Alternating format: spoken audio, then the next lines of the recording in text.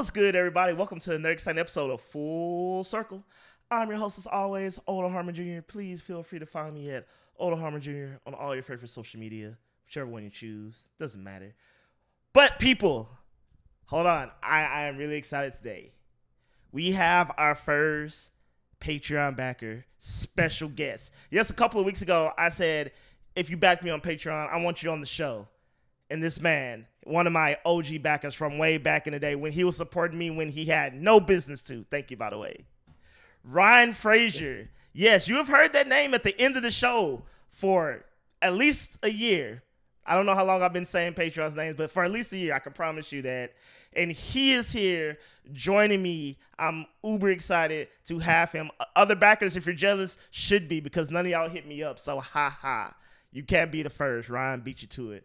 But Mr. Frazier, please, for the people at home, please let them know who you are and what do you do.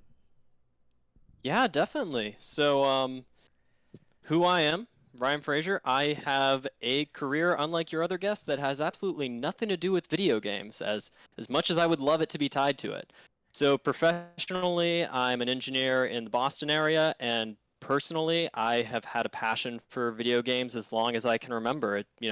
Probably like everybody, it started with Nintendo, spawned from Legend of Zelda, dipped into the other consoles, PC gaming for a while, and then looped back to pretty much just absorbing all the gaming information I could for, I don't know, as long as I can remember.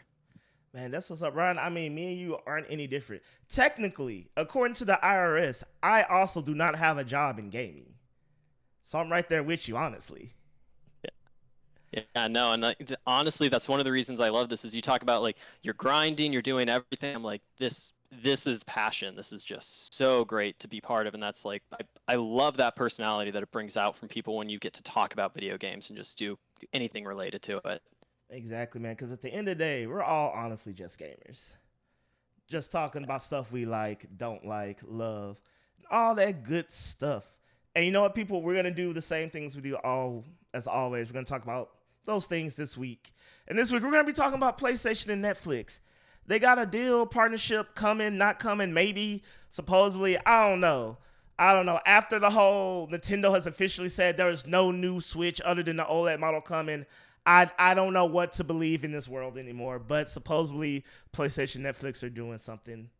And in case you have been under a rock, Valve is releasing their own handheld computer console called the Steam Deck. You know, it's weird because I feel like these handheld consoles have always forever been coming out, but no, for real, we are actually getting one this time. It's like pre-orders are crazy. It exists. It's in the wild, and I got so many opinions about that. But before all that, we're going to be talking about Skyward Sword HD Remake Remaster. I don't know the official title. I'm calling it Skyward Sword HD because that's basically HD port remix 2. Nintendo is the same game, a little bit shinier, whatever. So, Ryan, I got to ask, are you a big Zelda guy? I am. So when I talked about first getting into video games, it's actually because my father loved Legend of Zelda, like the original Legend of Zelda. He went over to one of his friends' houses when he was in his 20s, saw it, and bought an NES. So the reason we had a console in my house growing up was because if there was a Legend of Zelda released for it, my dad found some way to buy it. So inevitably, so that's why we got the N64, because he wanted Ocarina of Time. By the time I was old enough to start buying them, I got the GameCube. I had that disc that had Legend of Zelda collection. And then the unfortunate thing is, when Skyward Sword came out, it was a dip that I had zoned out of console gaming, and I was like, oh, I'm part of the PC master race now. I'm going to build my own computer and all this. So fortunately, I loop back into it, love Breath of the Wild, all the Game Boy ones, I've always played those. But Skyward Sword, I had never played until it first came out. And, I've been playing it for about an hour, and I gotta say, actually, liking it so far. Yeah. Also, despite... Mm-hmm. Oh, no, go ahead, I'm sorry. No, I was going to say, despite, I think, the flack it got, I remember when it first came out, I'm walking through, I'm like, this is an enjoyable game. Yeah. Yeah, so this is your completely first run through of the game.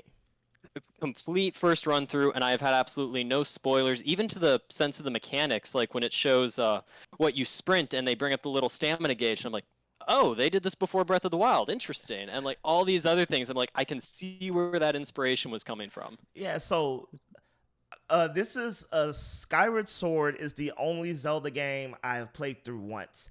I played through it its initial release and never played again. All other Zelda games, I've more or less played through once. Maybe, one or two that slipped under the cracks, but I've played Oracle of Seasons like 3 times. So Oh yeah. most of them have gotten a replay through, but I never replayed Skyward Sword because it's for the Wii. The Wii U came out. I thought they were gonna like make an HD version. So in my mind, I was like, okay, like all the other Zeldas were getting remade. We got the Ocarina of Time HD, we got Wind Waker HD.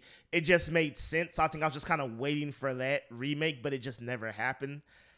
So it always slipped through the cracks. And now playing it again after it's been like almost a decade since it first released. Yeah.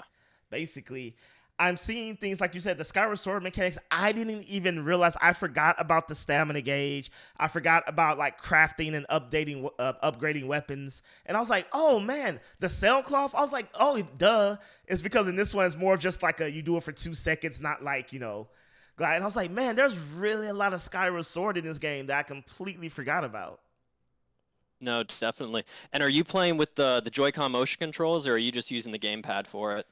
I am a Switch Pro controller, like 7-day advocates for that. So I'm all about the Pro controller. I am thinking though about switching to the Joy-Cons just to see what it was like, because I feel like it may be easier. Because right now, at least, I'm not the biggest fan of button-only controls, so I may switch to Joy-Cons.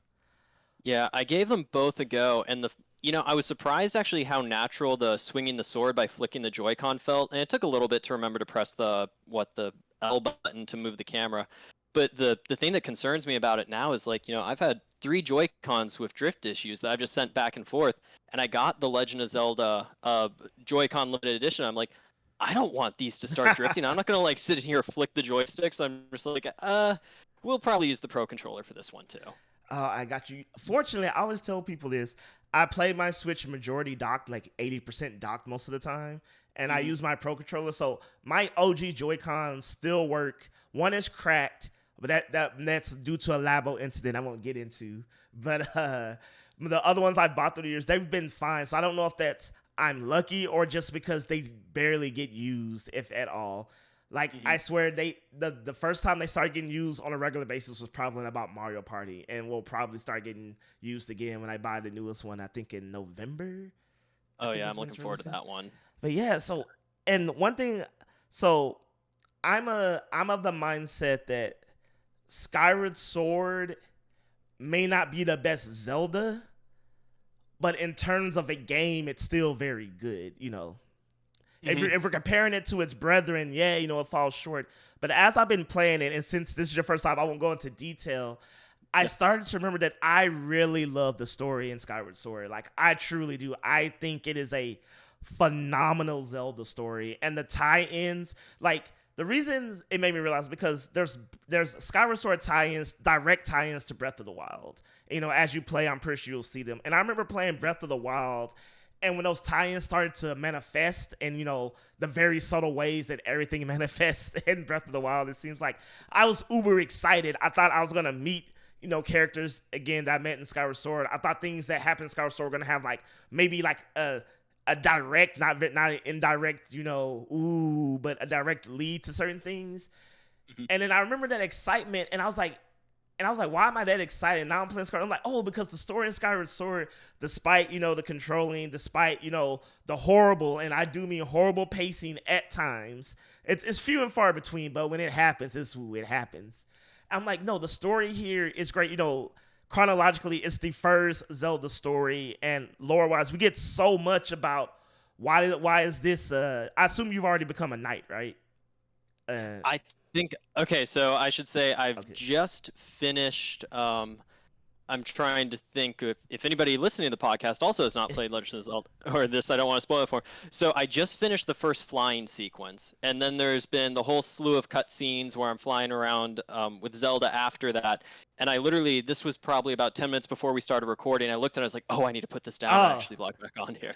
Okay. But so I'm assuming that is in the near future. Oh yeah, it's like the second you start playing again. Yeah. But I guess I can say this. Clearly you see what the knights wear in Skyloft. Yeah. Oh yeah. And you know, it's things like this like, oh, Link's iconic outfit. There is a literal it's not just a random thing that you know he has on. And then there's other things, being it, you know, the first chronologic Zelda game, you know, the one that explains, you know, the goddess Hylia and how everything comes to be after that. There's so many things I love about this game where it's just like, okay, clearly, you know, they wrote the story retroactively, but there's so many smart reasons why so many Zelda stays and things that we do that have always seemed normal have a practical reason to why people do what they do. And it's like, that's really nice, you know? Like, you know, No, yeah. No, I was gonna say definitely, and especially, you know, growing up, I was one of the people before they published in Hyrule Historia, like the official Zelda timeline. There'd be all those conspiracy YouTube videos, like, oh, this one goes here, this one goes there.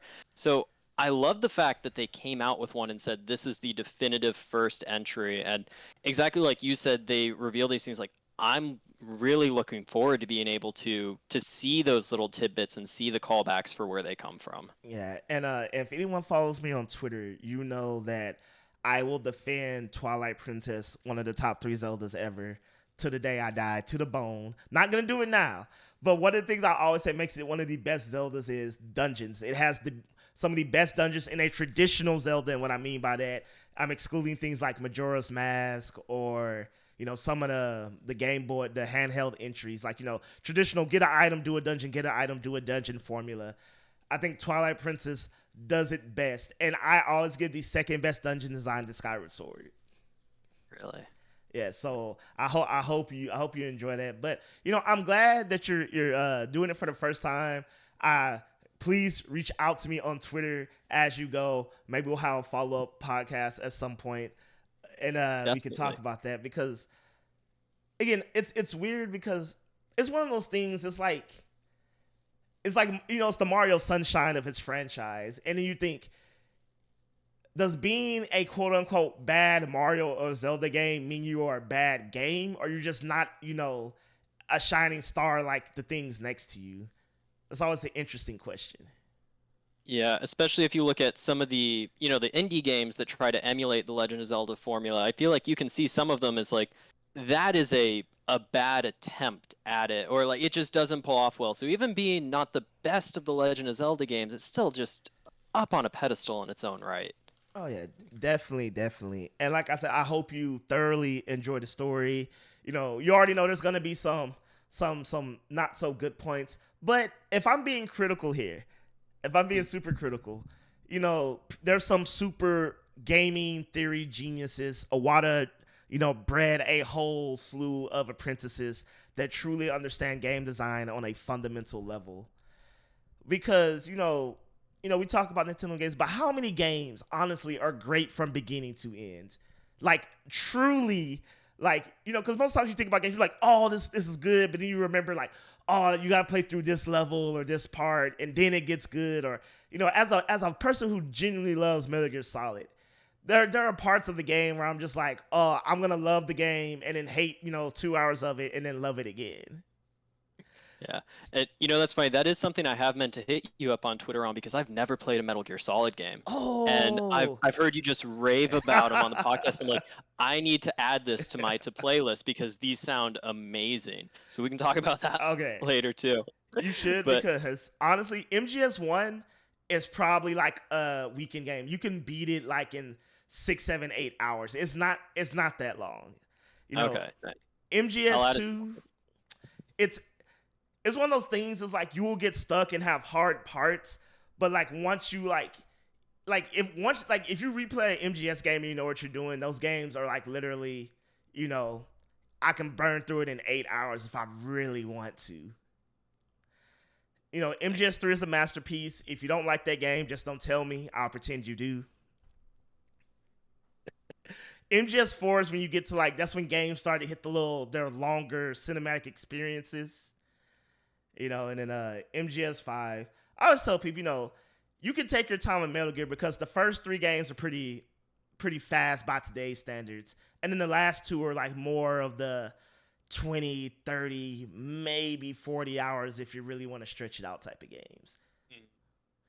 But if you find the time, I highly recommend them. They are not Death Stranding. It's not going to be one of those games where it's such a work of art that you really gotta. I was not a fan of Death Stranding. Not saying I hated the game. It was just I respect what he was trying to do, and it was respectively not for me. Mm-hmm. No, I understand. I mean, even hearing you talk about Hades, how it's like, great game, deserved game of the year, not for you. And yeah, I understand that completely with some games. Yeah. And for the record, the only reason Hades was not for me, because I finally did my run, I was like, yeah, and it was like, you got to actually beat the game 8 more times. I was like, okay, nah, that's a big ask. Oh, yeah. No, for sure. Yeah. But, it's also a big ask? The Valve Steam Deck. Only because, so I looked up the prices, people. So I thought it was $399, period. Oh, it was $399 for the 64 gig version, $529 for the 256 gig version, and $649 for the 512 gigabyte version. Woof. Yeah. Now, that being said, I know which one I put a pre-order in for too. So. Oh, you got one! Congratulations. Thank you. Yeah, so that was a cluster. I'm not sure. Did you decide you were just going to sit out of it and not go, or? Oh yeah, I definitely. All right, I'm gonna get into this later, but one, I am not a PC gamer. Mm-hmm. I am a console boy. I could be now because I have Game Pass on my PC. So now I'm like, I'm gonna dabble in this. I'm gonna get my WASD on. Maybe not. I'm probably just gonna plug a controller into my computer, but my Steam library is extremely limited, so it just wouldn't make any reasonable sense for me to get this yet. No, I definitely get that. It was for me, the same thing as PC gaming. I don't exactly have a comfortable environment for it half the time. You sit at a computer all day, especially during quarantine where you don't want to be sitting at a computer all day in the afternoon. So that's why, the Switch and consoles I really ramped up playing instead of PC games. And then I saw this, and it's funny because it is something that I have tried to do myself about 3 different times. So I guess for background, I'm an electrical engineer. I do a lot of circuit design, light software, things like that. So about once every 6 months, I tell myself, I should be able to stick a PlayStation inside of a laptop case. Let's try this. Okay. And it always comes down to something like ridiculous cost, or I don't want to gut my PlayStation, it potentially doesn't work. So when I saw this, it was a mix of ooh, I can finally use my Steam library that I've had since 2006, 2007, whenever the Orange Box came out, and I've just been buying indie games for. And also just, wow, Valve finally did it if they pulled it off. And a bit of me is a bit bitter because when I first graduated college, I actually applied to Valve to be a hardware engineer, and I got a reply, which is great, but the reply was pretty much check back in 20 years. And I was like, okay, I'll come back later. But yeah, I respect the hardware. The $5 down for pre-ordering it was yeah, sure, I'll burn $5 for the opportunity that if this becomes big and there's a year of back order, I'll kind of have my chance to either pass on it or pick it up. Oh, most definitely. So you're an engineer. You're part of the PC master race. So I'm pretty sure this tech babble was a lot more interesting to you than me, because all I hear is you got all the bells and whistles. You got your teraflops, your RAM, your screen. That's all fine and dandy. But we don't know how good is this going to work. How good can you get something to look on a handheld device? Because let's be real. One, we already know with Nintendo, they've never tried to be a graphical powerhouse. And so that I feel like that works in their favor with the Switch, because you already know just by it off being Nintendo, the Switch is only going to look so good. And by that, if it's a Nintendo game, it will probably look somehow amazing. Sometimes I play Mario Kart 8 Deluxe in handheld mode, and I'm like, this game looks freaking phenomenal. You sure this is not 4K? And you knew you weren't getting a lot of power because, again, Nintendo, they don't really care. But it works well, it does well, it's sold well. But with this, I feel now those expectations you don't normally get with the Switch, people just kind of, let's be real, give Nintendo a pass. We all do from time to time. We're not going to give Valve and the Steam Deck a pass, especially with this price tag. Do you think it'll be able to live up to performance expectations? I think that, I would say it depends on who actually purchases this, because I know that, as the quote-unquote PC master race, I would spend, well, hours is an exaggeration, but a lot of times in the settings, and I would turn on the little FPS counter, and I'd be like, okay, what if I turn this resolution up? Okay, I'm going to turn this down, all these settings, and I would tweak it, and I'd get to a point where that was almost a fun game in itself. But I think you might get people who say, wow, the Switch doesn't have 4K graphics.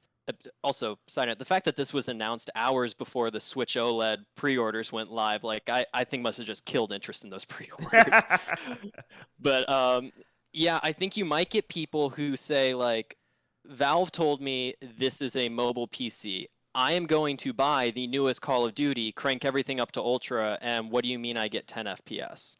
So I think there's that mix of, it will find a market in my mind, but I'm not sure if it's going to become this all-encompassing console that, it's not going to hold off high settings on everything, but half the time, like, I was showing this to my brother, and he got so excited because he could play Factorio on the go, and that's all he wants. I'm like, yeah, if you just want to play Factorio and you're willing to pay $400 for mobile Factorio, go for it.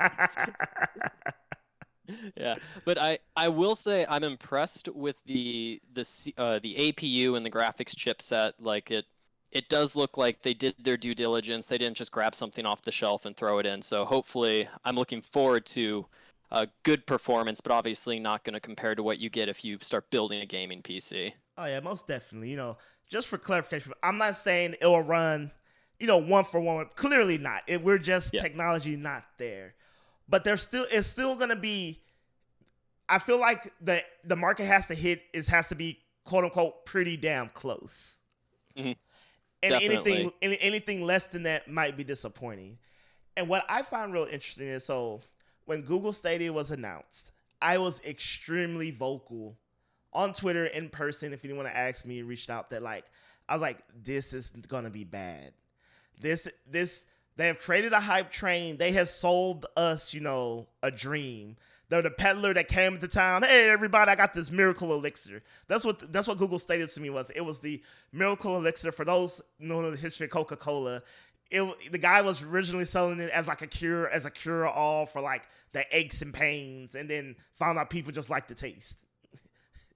That was Google Stadia to me. And I remember it selling out. People were buying like the bundles and the pre-orders, and whatnot. And I remember thinking, this is bad. People are just riding a hype train. People, are getting sold on a wish. Now, I do not feel like that with this. One, Valve is credible. They know what they're doing in the space. Like you said, it appears clear that they've done research, and they're not overselling us. They've just said, we've created a machine that can play our games, on the go. Nothing revolutionary, so to speak. But what I feel like this is going to be a cool gadget. A cool gadget that works, and that's kind of where it stops. And this is my question to you, Ryan, because I'm surprised it sold out, but then I was like, it might just be one of those, the new thing, it sells out, hey. But as a PC gamer, because I'm not a PC gamer myself, so I'm really curious on your opinion on this. Do you think that people who legit PC game would even really truly want this? Because, the stigma is broad stroke here, people. PC gamers are PC gamers. They play console from time to time and they dabble in other things, but they're PC masters because that's where they want to be. They want like you said, the mini game. They want to push everything to its max, get that experience, virtual, no lag, et cetera, et cetera, et cetera, et cetera, et cetera.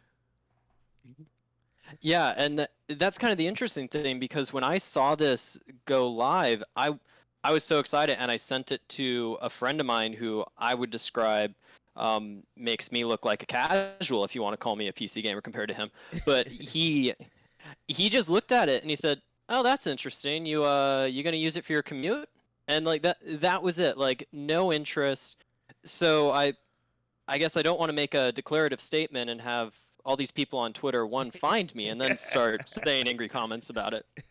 But yeah, I do think that the core, quote, PC gaming audience, the people who have these huge Steam libraries and these huge backlogs, who want the AAA performance, they already have a means to get that AAA performance. And even, now $650, the most expensive one, it is cheap for a gaming computer you can take on the go, but you can start breaking into the like $1,000, $1,100, and you can get a decent gaming laptop, which they might even prefer. Well, decent is relative, but you can start to get a laptop with a graphics card that you can say, like, well, this is my mobile solution instead, and this is a full computer.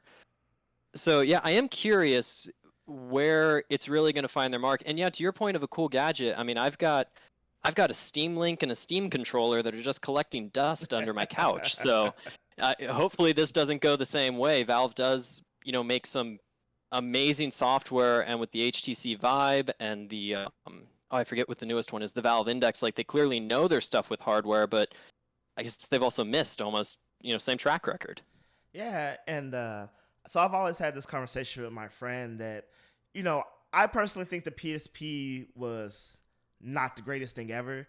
And I think the Vita was what, the PSP was always inspiring the V.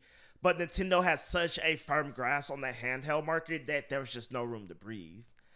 And, clearly now things have changed. The Switch, it's a hybrid. So, but people still, according to the studies that everyone does, most people play in handheld mode. So we'll call it a handheld for the sake of this argument. Mm-hmm. Is a handheld, and really they won't compete with each other because their game libraries will be just literally night and day, vastly different. I don't think they will share any games, maybe like Stardew Valley, but Stardew Valley isn't pushing any polygons, so it wouldn't matter where you played. But I'm just like, so the thing the Switch has going for it is that, you can put it on your TV. And then, the Steam Deck is like, okay, again, it's my PC games on the go. And again, like you said, I'm just finding it really hard. So let's say someone has a Steam Deck, but they don't really PC game anyway. I just feel like if they were never a PC gamer, most of these games they would probably just have on console. Yeah, I agree. And, especially that's my thought process for the next few months is the Switch has become, my indie box. And not only because, you get great indie games on it, but like I've got so many of these controllers. I can just start passing them out to people for a party game. And I take it, and it's so easy to use. And it's been perfect for that. But now I'm at the point where I'm thinking, oh, if there's an indie game, do I want to try to get onto my Steam library instead, or do I want to keep it on Switch? Because that's where it overlaps. And, it's kind of the interesting thing is I think there might be a higher barrier than just a console to use this, because, Valve has even been very blunt about it. They say this is a PC. And to me, that was exciting because I said, wow, I can gut this and I can open a terminal. I can install whatever I want. Like I can break it and build it back together. But I think for a lot of console, people who are used to a console, they don't want that. They want to be able to turn it on, have updates going on in the background, maybe turn it back off. So also the fact that it's an additional computer and just a console might turn people away from it too. And I will say 64 gigabytes of memory for the $400 model, you're going to fill that in a heartbeat, unless it's your indie machine again. Yeah. So I guess let's just talk about the horse in the room, elephant in the room. I don't know why I said horsepower. There we go. That's the connection my brain made. What's with this controller layout? I don't get it. Am I missing something as a non-PC gamer? Am I missing something obvious here about why this makes sense? I do not know. So with the thumbsticks being really high and the D-pad being to the left of it, like I'm actually not sure if the D-pad's going to be super comfortable to use. I understand what they're getting at, where they want that trackpad that's on the right-hand side of the Steam Deck. They want that to be your equivalent of the right thumbstick where you aim. And I know they pushed that with the Steam controller. They've done it with the Index. I think it has the same trackpad. So that's where my hand is naturally going to rest. but exactly. I looked at that and I was like, how am I going to hold this thing? And the feedback that I think, what is it? IGN has the IGN first for this month. Everyone immediately says like, but it's really comfortable. And I'm kind of taken back. I'm like, I'll take your word for it, but dang, what is with that layout? Yeah. Yeah, I had to think because I assume people at Valve are not stupid. There's very few missteps I feel like Valve collectively as a whole have made. Mhm. And so I was just like, clearly they've researched and they've done this, and maybe it's one of those, once you have it in your hand, you get it. I'm pretty sure when we first saw the Switch and the Joy-Cons, we probably had a similar thought, like, what? How? You get it, and you're like, oh yeah, it's fine. And so Yeah, I was gonna say, at least with the Switch, worst comes to worst, you can get a grip for it if your hands are a bit big. This looks chunky enough that you're probably not gonna be able to get a grip that gives you more padding or anything on it, though. But so one size fits most, probably for the hands. Yeah, probably. And again, it all comes down to price. When you're asking people to invest this much into an unknown, I feel like certain expectations have to be met, because I feel like it's a pretty ballsy and confident move to already have 3 tiers of consoles, and the cheapest one is still on the expensive side. Very much so, yeah. And I'm not sure if you've checked back on the store page since pre-orders went public, so they have little things on the bottom that say when you can expect to order yours. And let's see, I had mine pre-ordered at 10:05 a.m. and 10:05 a.m. Pacific time. They went on pre-order at 10. And in that 5 minutes, I got pushed to the second wave of pre-orders, Q1 2022. And then people who were 30 minutes later were pushed to Q2 2022. And I think it even dabbled at Q3 2022. So like it's crazy that, I don't know how many units they plan on having at launch. I know the Switch only had about 2 million, but did they just do 2 million pre-orders? Like what is the level of pre-order for this? Yeah. I don't, again, I don't know if we're still in the remnants of, COVID affecting everything. Yes. Mm-hmm. Easy short answer, yes. But it's just kind of like, I don't know, because even if everything was honky dory, these things will sell out regardless. And so supply and demand when it comes to gaming recently has just been ridiculous, just insane. Yeah. Like I still remember, like, because people forget, you couldn't even find a Switch. We're talking about almost 5 years after its release, and you can't find it. So I don't know. I really don't know. And to my knowledge, it claims that anything you play on your computer, you can play on this. Like, there won't be any weird gray area of things that can't run on here. Yeah, and that's the claim I'm really curious to see, because it's running Linux, and historically, you couldn't really play PC games on Linux. They used DirectX, which was a Windows proprietary thing, and it was in about 2013, 2014, Valve put a lot of effort to move Steam and all of their games onto Linux. And there's actually this great blog that Michael Abrash wrote when he wrote at Valve at the time, called Ramblings in Valve Times. But it was just, it was how they would optimize the game, and they used Left 4 Dead 2 as an example. They're like, yeah, it ran at 1 FPS. And they're like, oh, we changed this little thing. It's at 150 FPS. This is amazing now. And like, so they've put that effort. But, my thing is, if this can run World of Warcraft, I'm never going to talk to another human being again. I'm just going to walk around with it in my face. And the curiosity is, World of Warcraft doesn't natively run on Linux. It runs on Windows and Mac, and they have this Proton service, which does a lot of wrapping to try and run those games on Linux. But I still do not think it's going to be a 1-to-1 parity for that. So yeah, like I said, I'm really curious. Now, what price point would this have to be for you to say, like, yes, I'm getting one of these, even if there's a risk to it? Ooh, I'm gonna say $400 if it works. As described, like you said, 64 gigabytes is a problem, because I'm looking at my PS5 literally right now. Yep. And I'm thinking about, dear God, I am tired of uninstalling games for every time a new update happens for a game I'm playing. Like, I'm halfway through Control, and I literally had to delete it through my playthrough so I can continue playing Apex and Final Fantasy, and it's just so. So, but ignoring storage capacity, I think 400 is a good price of entry for me. It's gonna be a hard spending $500 even for a handheld. That's gonna be just a hard ass. So I'm okay with 400, but that's too much for me on an unknown. I would need. I'm gonna need this exist in the wild first Yep. and see, because honestly, my Steam library isn't big, but just to have the option to be like a lot of, because let's be real, Steam has the best sales. And if I can hop on some $2 games I've always wanted to play and have the ability to maybe just, like you said, I don't like to be in my computer all the time, which is why PC gaming is hard for me. It's like, I got to separate work and play somehow. So I do find this attractive because it's like, cool, I can have a Switch on all the things that's not Nintendo essentially. So I do like that idea. But I'm really gonna need to see it first. Yeah.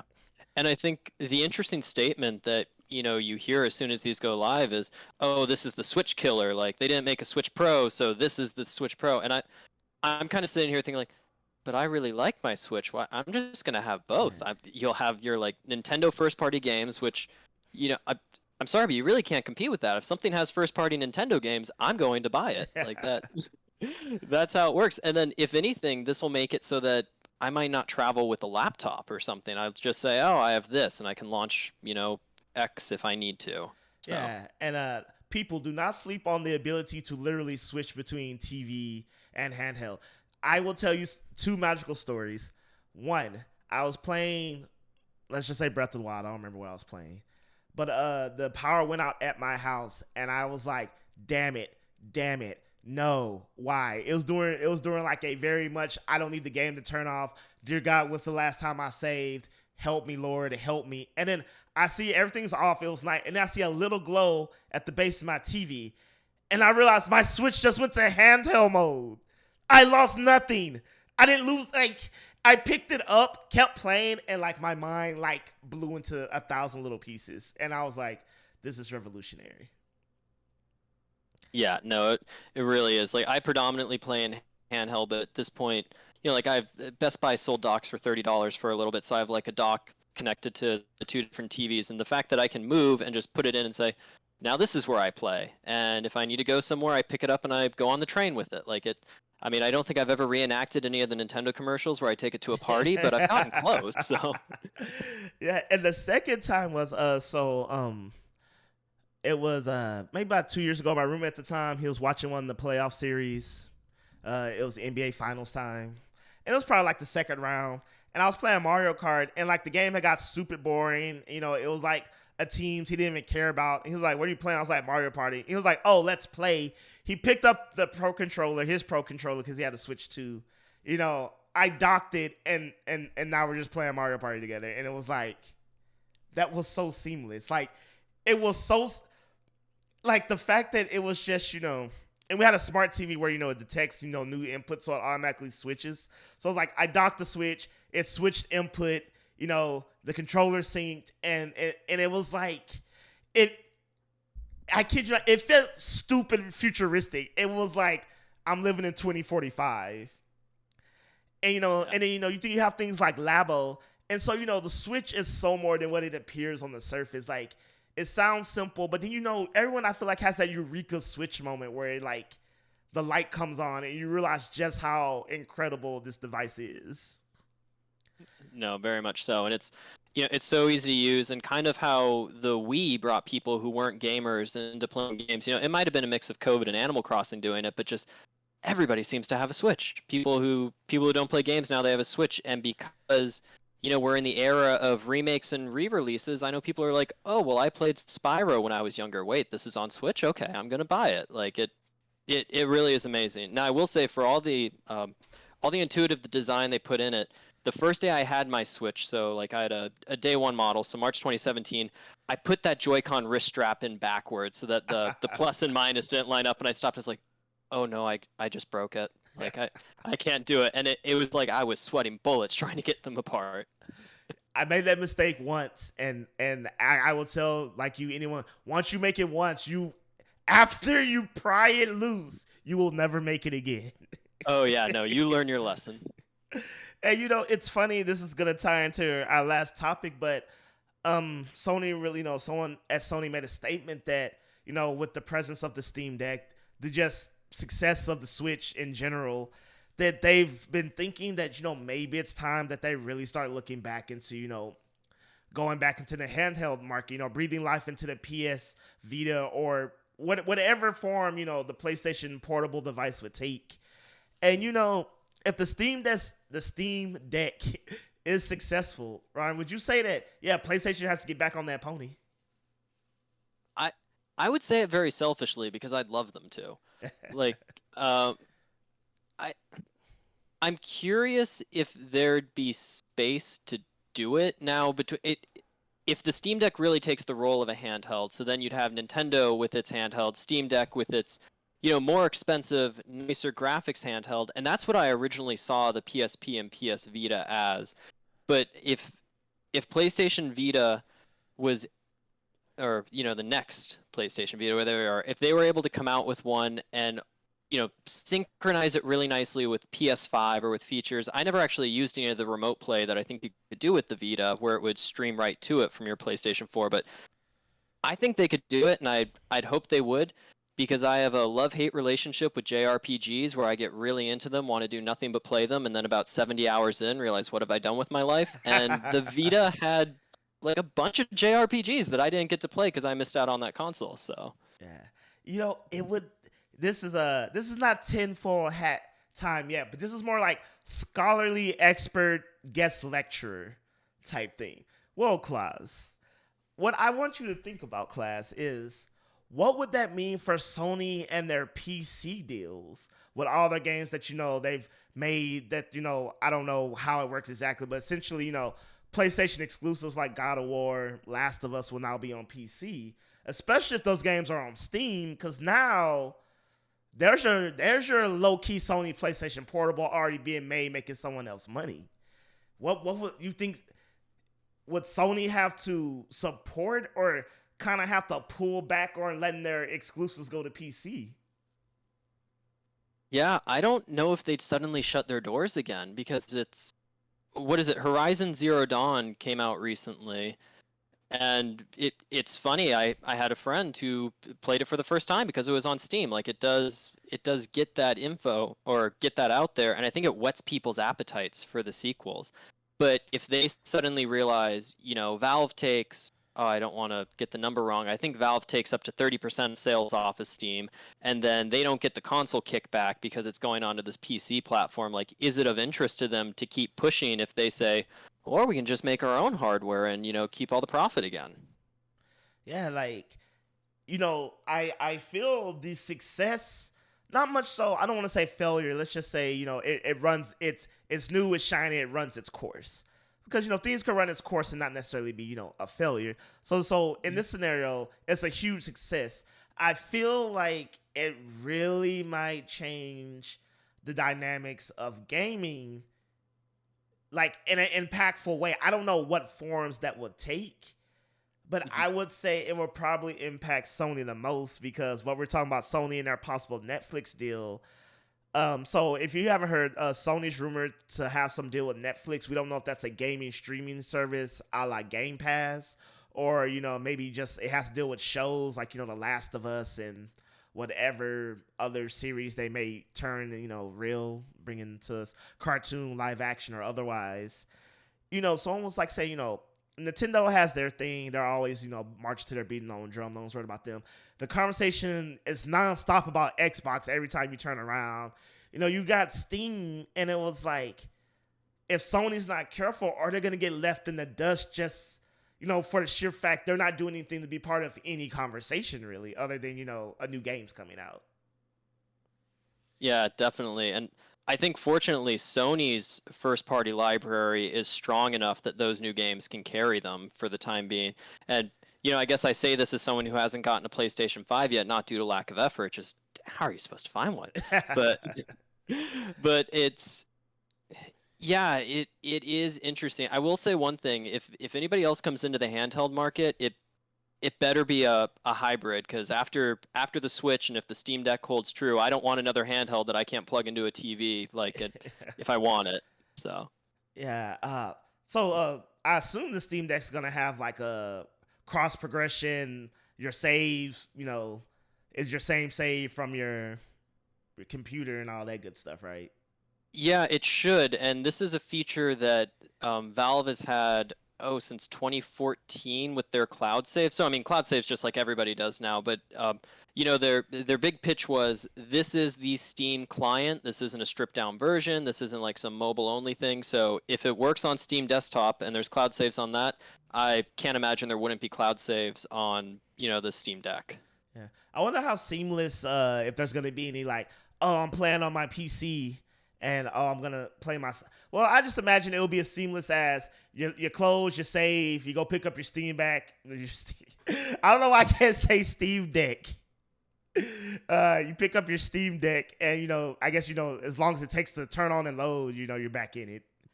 Yeah, if they could have it in a situation where it's like quick resume on the Xbox, but you go from, your Steam Deck to your full computer, that would be amazing. I have no idea how they would actually do it. I think I heard a quote that they were trying to work on it. So it wouldn't even be your save translate, it's just the full-on game state translates. Oh, that would have to be on your home network. There's no way that could exist outside of that. Yeah, no, because I'm pretty sure when the Xbox does it, they dump all of the RAM onto your hard drive. Like the full state of your computer or of your Xbox as it was is currently just chilling on your hard disk. So if Steam wanted to do it where they're like, yeah, take that 8 gigs of RAM that it has and just beam it over to your computer, if you're on cell data, you're gonna run through your max in a second. Yeah, but yeah, I mean, basically at this point, we'll see.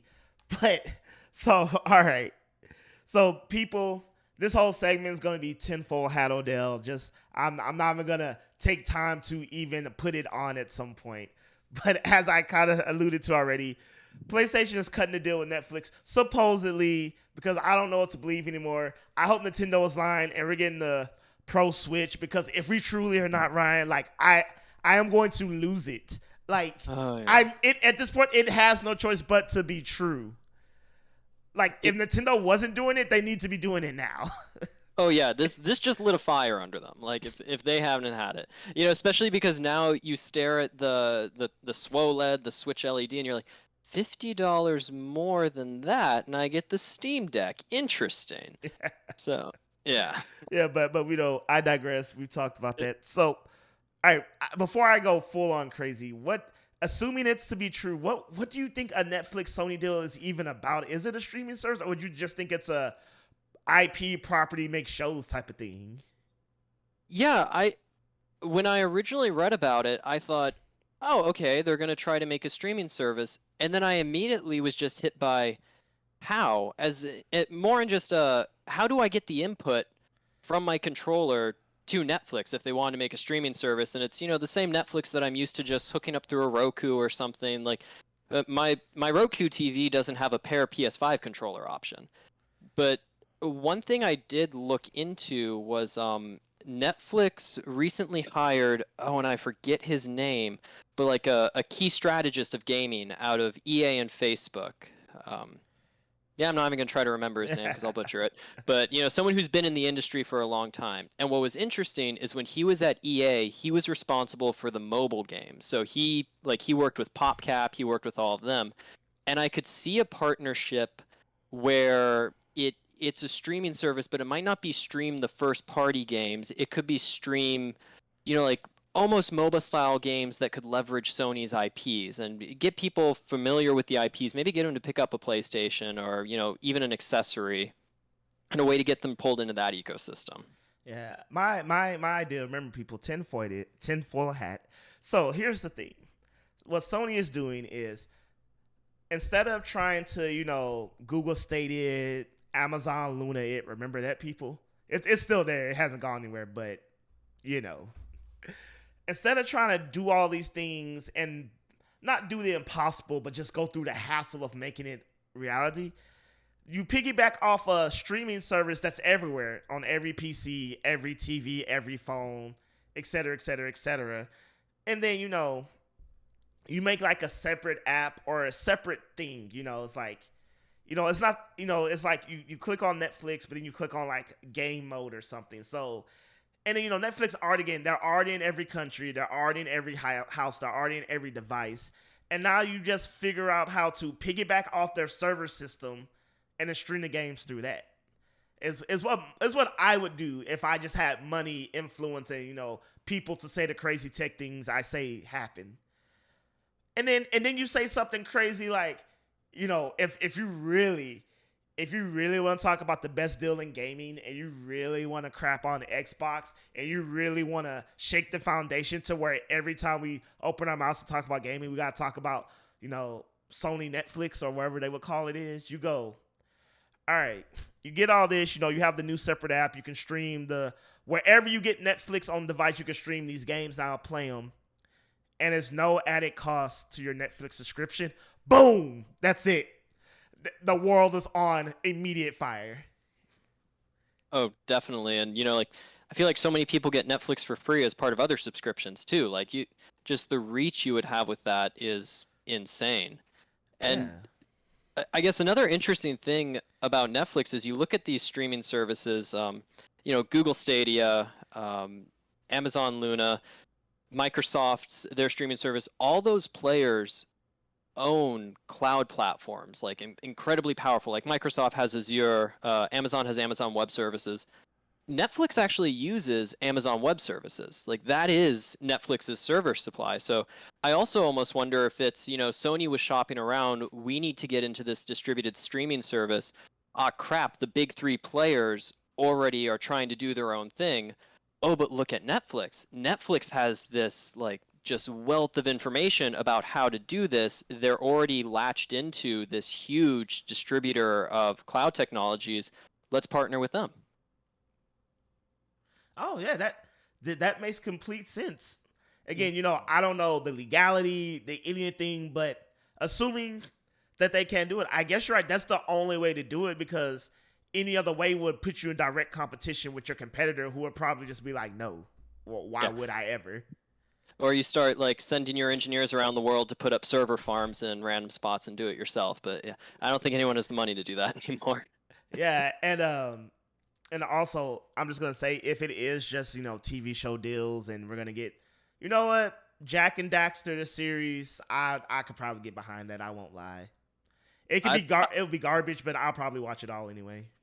I would watch it. I'm still torn if I'm gonna watch The Last of Us TV series, just because like I know the plot of The Last of Us, and I know it's not directly following it, but so much of the attachment to it was just because you played as the characters. So I'm always curious when they adapt these games into movies and you have no emotional attachment to the characters anymore. Hey, you remember the last time they made a zombie show based off a game? That was based off a comic, but the game still came first.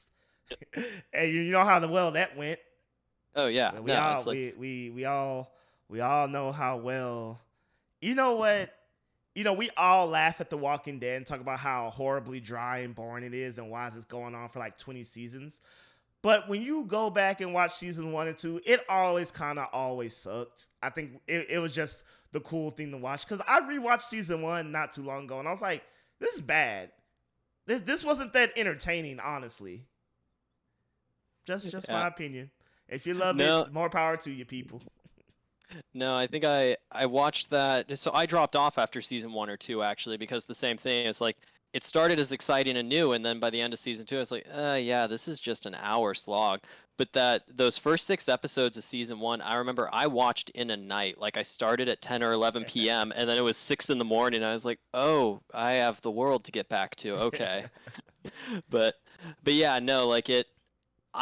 There's a lot of Sony properties that if this whole deal just ended up being TV shows and movies with PlayStation first parties, I'd be into that. Like I would enjoy that just as much. I'd be very confused why one of the leaked images had a PS5 controller, but hey, that's on them to figure out. Yeah, that's on them. It's just it's interesting to see how this will take place. I mean, I'm hoping for a gaming streaming service like that, because like I said, it will set the world on fire. It'll be one of those things I don't really necessarily need it to work, especially if they did the whole thing where like, you got Netflix, you got it. Because let's be real, you either pay for Netflix, got it through free through whatever service, or like the vast majority of us, you have an account you share with, you have no idea who's paying the bill. Like my Netflix has 6 profiles on it, like between my friends, and at this point, I don't even know who pays that bill. Someone is getting charged monthly for it, and I think they either forgot about. I don't know how that works anymore.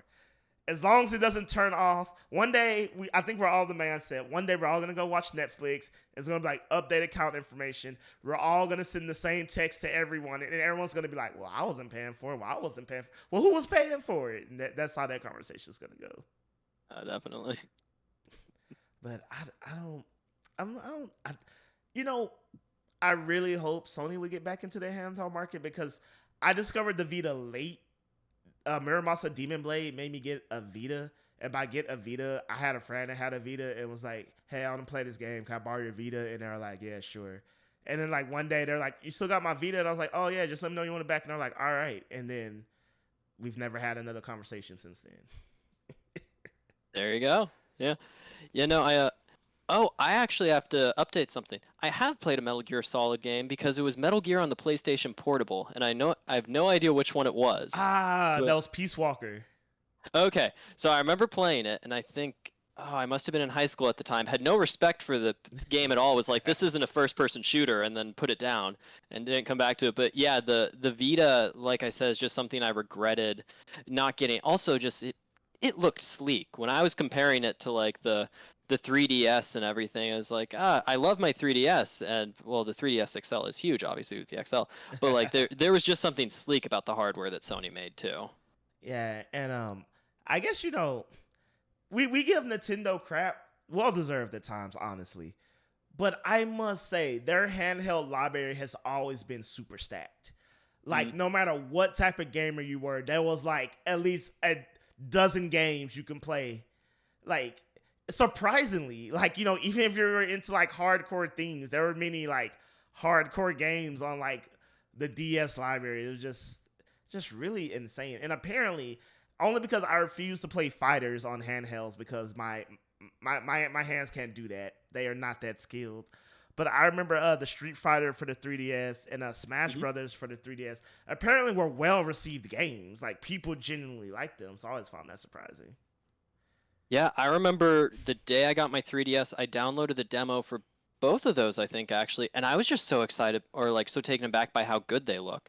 And I'm terrible at fighting games, so I pretty much just jumped around and said, "No, yeah, this is Smash, this is Street Fighter." But you're right, like just the catalog, and when the 3DS had the eShop with the real virtual console, like my 3DS has probably every Legend of Zelda under the sun, like added that you can just pull up at a moment's notice. It really is just a great ecosystem. Oh yeah, bro.